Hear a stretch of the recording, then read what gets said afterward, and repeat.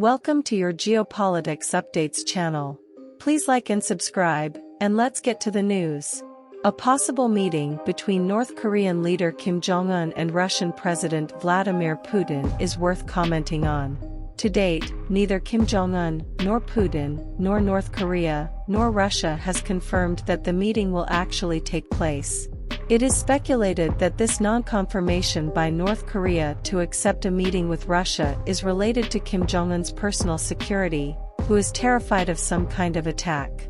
If his destination is released in advance, something bad could happen to his life. However, the New York Times and other Western media, mainly from the United States, have virtually confirmed that Kim Jong-un will make an official visit to Russia. Recall that, last month, Russian Deputy Defense Minister Yuri Borisov visited North Korea. During the visit, Borisov observed North Korean military industries, military training, and military exercises conducted by the North Koreans. The two countries maintain a relatively good relationship. North Korea has a significant arsenal of weapons. It is believed that Borisov went to North Korea because he was interested in acquiring weapons from the North Koreans. This is because Russia is spending per day the ammunition that the United States produces in a month and a half. Although Russia is transforming industrial sectors into the military industry, it will take some time for it to be able to produce results. Therefore, Russia needs equipment. North Korea, for its part, is in a serious economic crisis, being sanctioned by a series of countries.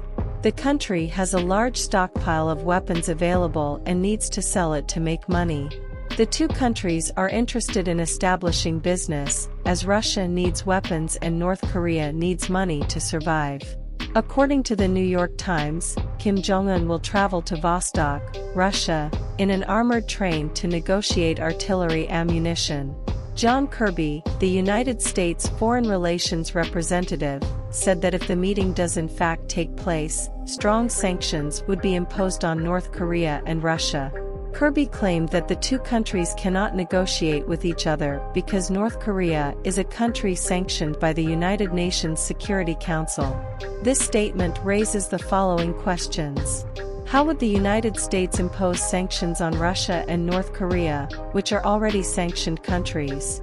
This agreement to strengthen North Korea economically and Russia militarily is expected to be released in the coming month, according to Western media.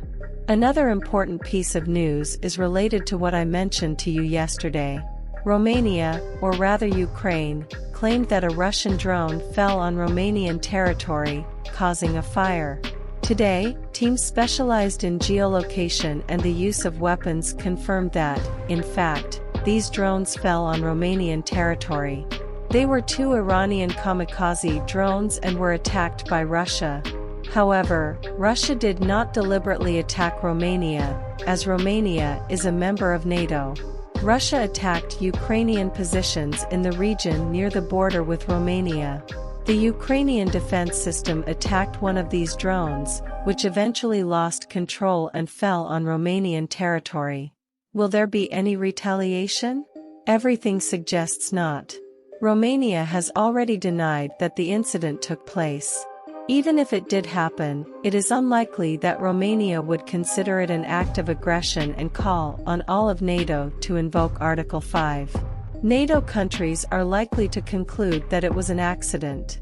Of course, the Ukrainian government is pressuring for the incident to be seen as an attack. But it is unlikely that they will succeed, as the Ukrainian government is also in trouble. In recent days, several cases of corruption have emerged in Ukraine.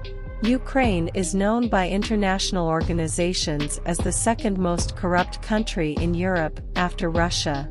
For example, there have been cases of embezzlement of money from generators for power generation in Ukraine, in the middle of the European winter. There have also been recent news reports of generals who were involved in a corruption scheme to dismiss people from the war. If a person paid $10,000, they would be dismissed from the army. Now, some news related to the Ukrainian Ministry of Defense itself has emerged. First, of weapons that were purchased, but which in fact never appeared. There have also been cases of overpriced purchases, including eggs that are said to have been purchased for $3 each, which are much cheaper in Ukrainian territory. The president of Ukraine, Volodymyr Zelensky, knows that in order to continue to have the support of the West and to eventually join NATO and the European Union, he needs to control cases of corruption. That is why he approved a law that equates corruption offenses with crimes of treason to the fatherland, especially in wartime. He also carried out a ministerial reform and replaced the Minister of Defense. This change of minister is very symptomatic of a crisis established within Ukraine. It is not that the former Minister of Defense, Alexei Reznikov, was directly involved in the corruption scandals, but it was his ministry where the allegations were taking place. Western countries are already starting to protest against the systemic corruption that exists in Ukraine and the uncertainty about the destination of investments. After all, we are talking about billions of dollars that have been allocated to Ukraine. Is this money actually reaching Ukrainian soldiers, or is it being lost along the way? If you like the video, leave your like and subscribe, and see you next time.